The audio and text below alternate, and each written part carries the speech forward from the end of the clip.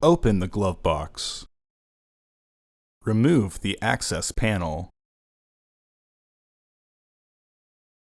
Pinch the tabs on the side of the housing and remove the housing door.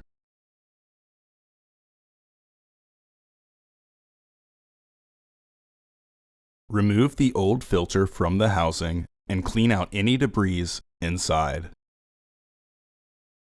Insert your new filter into the housing with its arrow pointing up. Reclip the housing door. Reinstall the access panel. Close the glove box. Order your parts today at filterheads.com.